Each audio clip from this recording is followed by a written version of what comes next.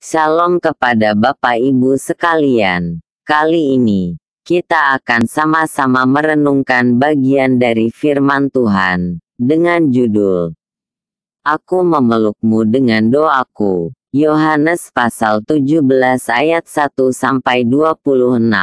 Ungkapan, aku memelukmu dengan doaku, sering digunakan oleh orang-orang yang ingin memberikan dukungan kepada orang lain, tetapi terhalang oleh jarak. Bayangkan, kita mendengar sahabat kita mengalami musibah. Kita tahu bahwa pelukan akan sangat berarti baginya.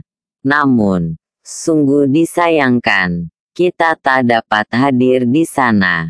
Satu-satunya cara adalah dengan mendoakannya.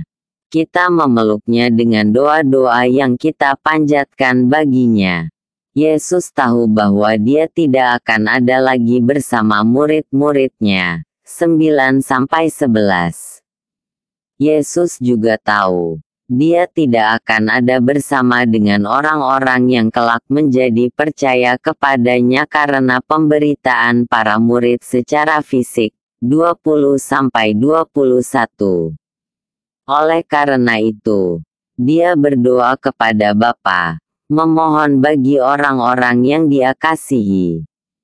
Selama Yesus berada di dunia, dia telah menjaga semua orang yang dipercayakan oleh Bapa kepadanya. Dia memegang mereka dengan begitu kuat hingga tidak membiarkan seorang pun binasa selain dia yang sudah ditentukan. 12. Kita adalah manusia yang memiliki keterbatasan. Namun, keterbatasan itu bukan alasan untuk merasa tidak berdaya dan putus asa, lalu hidup dalam ketidakpedulian terhadap sesama. Dalam keterbatasan, kita hidup karena Dia dan bersama dengan Dia yang tidak terbatas, yaitu Tuhan. Kalau kita percaya bahwa Dia yang menciptakan kita tidak terbatas, kita bisa meyakini bahwa Dia bisa melakukan hal-hal yang tidak terbatas pula. Doa kita mengungkapkan kepercayaan itu.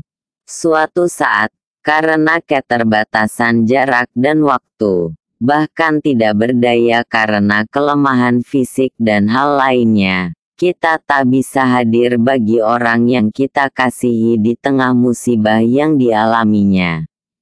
Bisa jadi, karena sebab tertentu, kita sungguh-sungguh tak berdaya karena hanya bisa tergeletak di tempat tidur.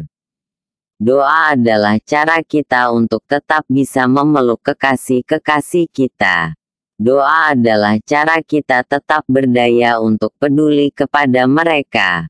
Sebab, doa adalah pernyataan iman bahwa Tuhan, yang tidak terbatas, yang penuh kuasa, menyertai mereka senantiasa.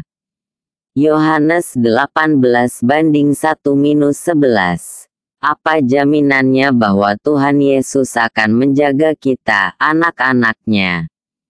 Sementara, hampir setiap hari selalu ada saja hal yang dapat membuat kita terjatuh. Bahkan beberapa orang harus menghadapi bahaya dan bertaruh nyawa karena melakukan kebenaran dan memberitakan Injil.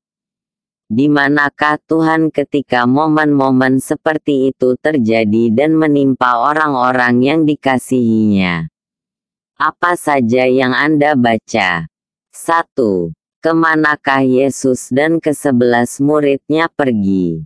1. 2. Dari mana Yudas tahu bahwa Yesus dan murid-murid lainnya pergi ke taman di seberang Sungai Kidron?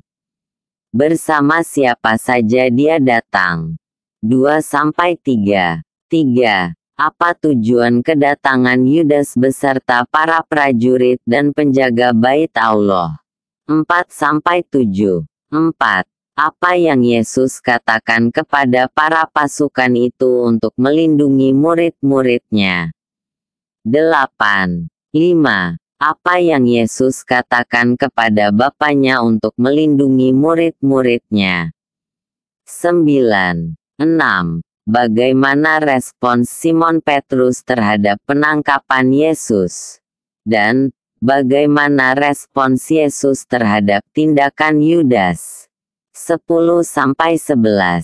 Apa pesan yang Tuhan sampaikan kepada Anda? 1. Menurut Anda, mengapa Yesus tahu bahwa pada saat itu Dia akan ditangkap? Apa implikasinya dalam hidup Anda atas kemahatauan Yesus itu? 2. Dari mana Anda tahu bahwa Yesus akan menjaga Anda setiap saat? Adakah bukti yang dapat Anda berikan? Apa respons Anda? 1. Jika Anda percaya bahwa Yesus selalu menyertai Anda, apa yang akan Anda lakukan saat keadaan sulit dan bahaya itu benar-benar datang? Pokok doa, agar kita meninggalkan segala bentuk berhala yang menjerat orang percaya sehingga menjauh dari anugerah Allah.